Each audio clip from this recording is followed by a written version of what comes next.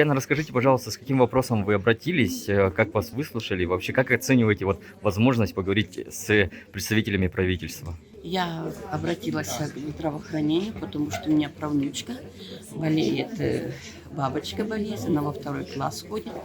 Мы оставили свои контакты, чтобы побольше, потому что очень много надо лекарства, денег очень много надо всего. И они сказали, что они свяжутся. Я оставила внучке телефон, свой телефон. И они обещали, но они на контроле. Такие дети, они на контроле. Так что, я довольна. Я всегда обращаюсь, когда приезжают. Я довольна. Я довольна своими врачами. Скрябина, Насихина, они молодцы. Врачи хорошие.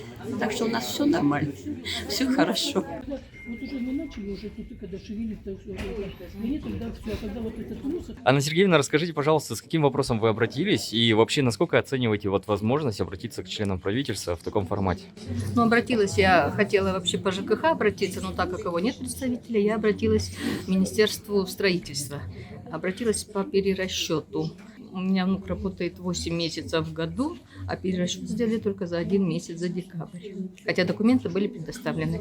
И обратилась по здравоохранению насчет стоматолога. Ну, сказали, что будет стоматолог детский. Все. Меня удовлетворили все вопросы мои.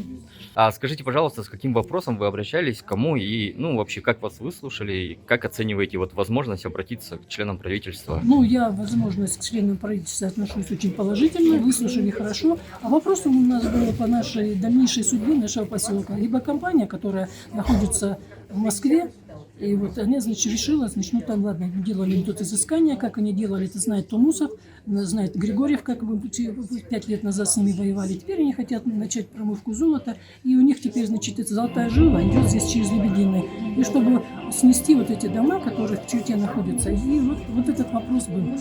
Положительно я поговорила с членами правительства, я думаю, что положительно он решится.